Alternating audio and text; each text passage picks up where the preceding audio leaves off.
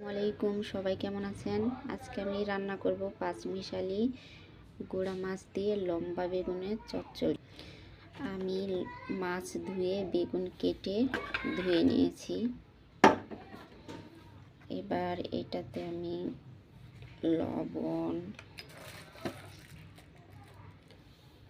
হলুদের গুঁড়া, মরিচের গুঁড়া,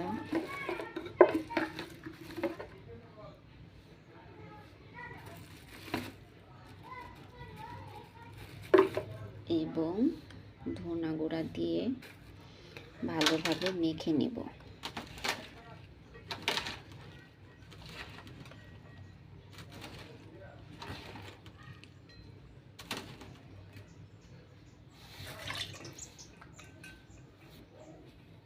এবং কড়াইয়ে পেঁয়াজ এবং তেল ভাজছি।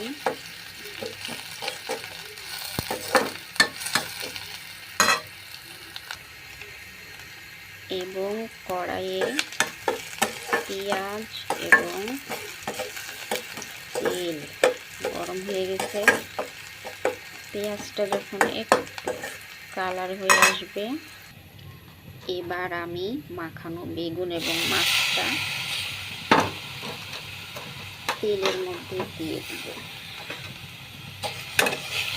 এটা অসম্ভব সুন্দর এবং মজার একটা রেসিপি। আপনারা সবাই রান্না করবেন, অনেক ভালো লাগবে। এটাতে তেমন কোনো পানির প্রয়োজন নেই, কারণ বেগুন থেকে যে হালকা একটা পানি আসে এটাতেই নরম হয়ে যায়। তবে মশলাটা যাতে ভালোভাবে মিশে, জন্য সামান্য একটু পানি দেওয়া যায়। এবং চুলা ডিম ডিম করে রান্না করলে এতটুকুরও প্রয়োজন হয় না, আস্তে আস্তে হয়ে যায়। আমার রান্নাটা প্রায় হওয়ার মধ্যে, আর অল্প কিছুক্ষণ ঢেকে রাখলে হয়ে যাবে।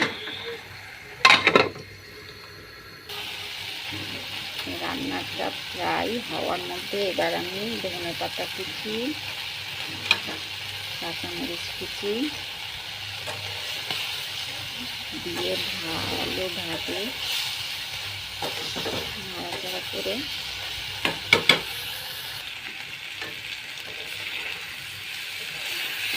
রান্নাটা আমার হয়ে গেছে। এই যে